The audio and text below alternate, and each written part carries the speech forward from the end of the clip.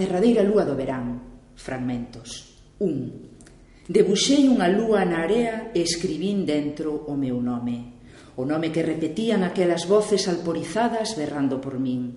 Agardei aínda, co sol da tardiña cristalizado nos ollos, até que unha onda maior pasou un pano sobre a inscripción para devolverme o areal. Botei a correr cos cabelos en remuíño, a humidade nas roupas e unha sensación para que aínda non tiña nome. Era o derradeiro día do verán. O coche e as voces estaban ali. María, sobe dunha vez, sempre temos que estar a agardar por ti.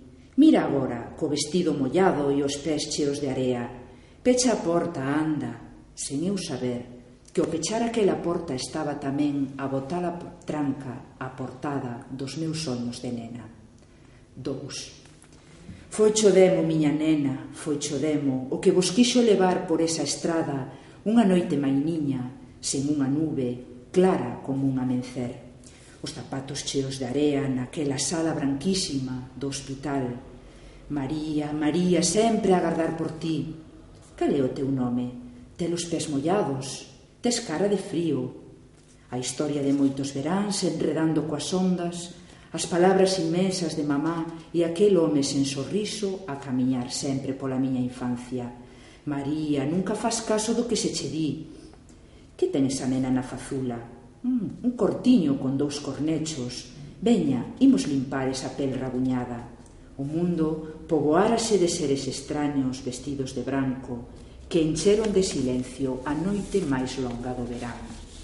E 3. Dos anos que viñeron non teño recordos. Enterreinos hai tempo nun baúl prohibido e pasei un pano polas miñas lágrimas para seguir vivindo. Non teño topónimos, ou teño todos os topónimos do mundo.